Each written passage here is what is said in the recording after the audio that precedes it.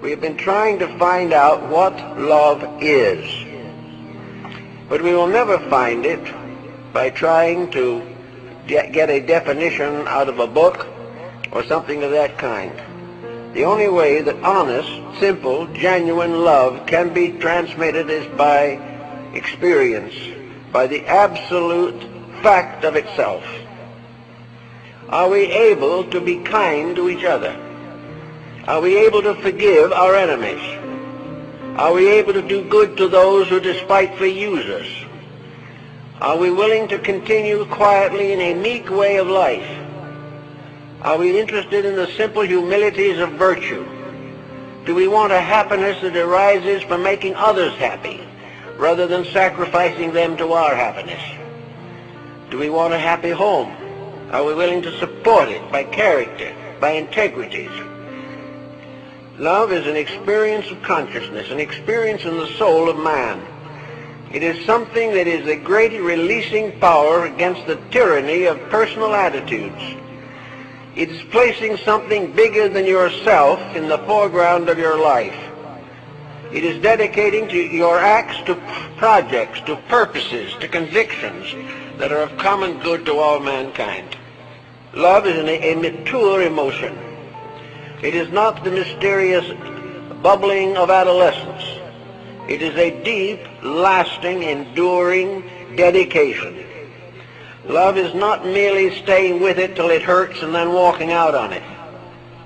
Love is not merely getting into various emotional situations for profit, for gain, for social standing. There can be no selfishness and no self-centeredness in true affection. Also, love cannot be bought, bartered, or sold. It remains as it has always been, basically, the purest of all human emotions.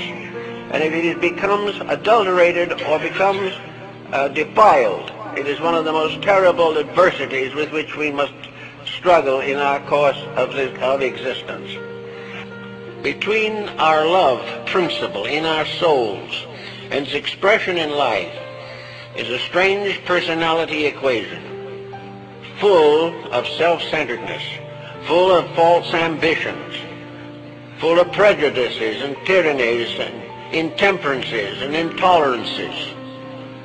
This personality, which we like to cater to forever, is not only a personality that brings tragedy to ourselves, but the compound of this personality has resulted in over 8,000 wars in the course of history.